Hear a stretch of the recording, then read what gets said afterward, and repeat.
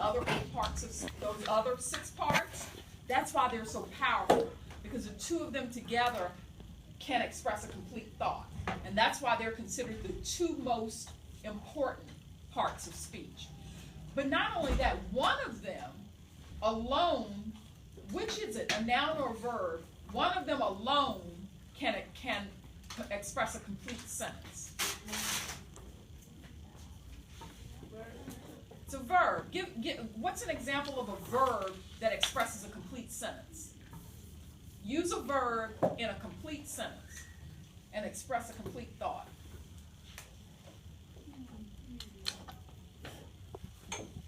Think of a verb. Walk. Now, how would that express a complete sentence, a complete thought?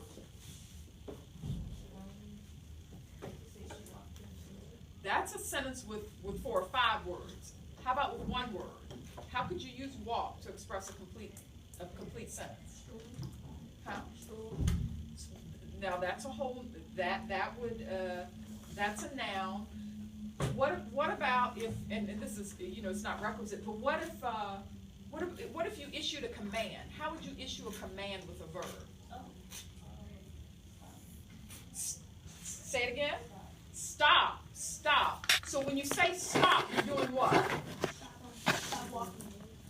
Just in 1 word, you're telling someone to stop. Stop. Give another example of that. Huh? Well, no is actually not a verb. With a verb.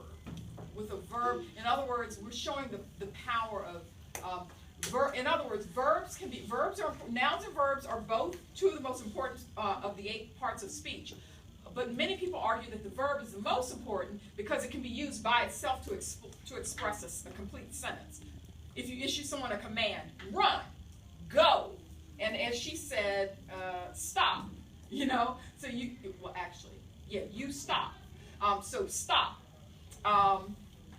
That verb alone expresses a complete sentence. And the reason for that is because the subject is there, but it's implicit. So, in other words, what you're really saying is, as he said, is you're really saying you stop, but saying stop alone says that. The you is implicit. So that's why verb is often considered the most powerful of the 8 parts of speech. But I personally think the noun is the most powerful.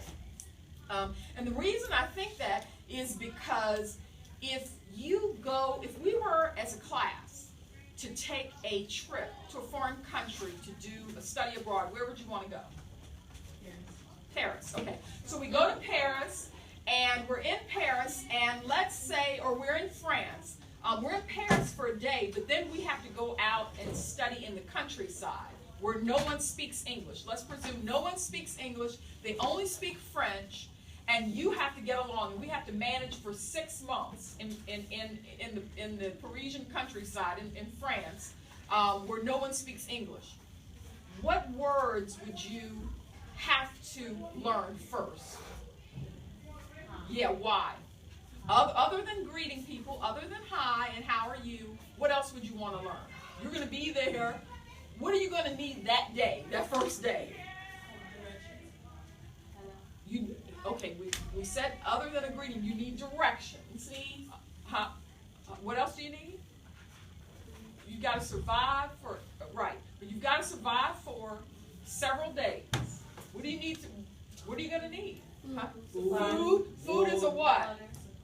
Water is what? What kind of word is food? It's a thing. It's a noun. What kind of word is water? Water is a thing. It's a what?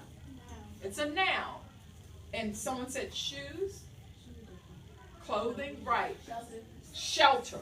So we're going, and so without knowing any verbs in French, if we learn those 5 words, food, bathroom, or clothing, shelter, water, in French, and those are all nouns, we can survive, right, without knowing any verbs or any of the other parts of speech. And that's why I say nouns are really the most important of the 8 parts of speech. Though they can't express a complete sentence by themselves, they can express a very powerful thought, and we reach for them. They tend to be the most important of of the